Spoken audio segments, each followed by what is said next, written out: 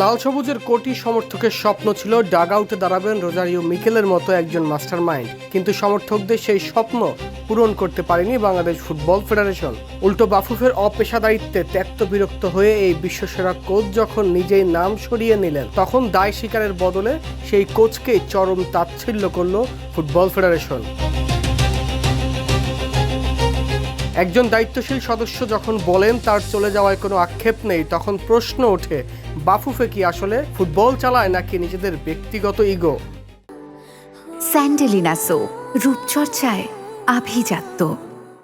সবাই ভেবেছিল হয়তো মিকেল ইস্যুতে কোনো ইতিবাচক ব্যাখ্যা আসবে, কিন্তু বৈঠক শেষে মিডিয়া কমিটির চেয়ারম্যান আমিনুল ইসলাম বাবু যা বললেন তা যেন কাটা গায়ের নুনের ছিটে। নেইমারের কোচকে মূল্যায়ন করতে ব্যর্থ হয়ে এখন বাফুফে দেখাচ্ছে এক অদ্ভুত যুক্তি। নিজেরা সময় মতো সিদ্ধান্ত নিতে না পেরে যখন একজন বিশ্বমানের কোচকে হারালো, তখন দুঃখ প্রকাশের পরিবর্তে তাকে কেন এমন তাচ্ছিল্য?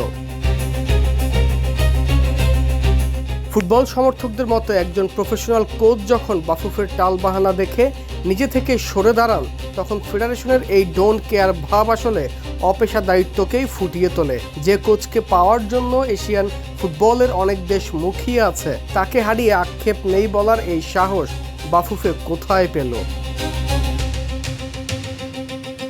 নেইমারের কোচকে বাফুফে তাচ্ছিল্য করলো নাকি নিজেদের ব্যর্থতাকে এক বিন্দু দম্ভ দিয়ে ঢাকতে চাইল, সেই উত্তর এখন সময়ের হাতে। আমান হাসান, কালবেলা।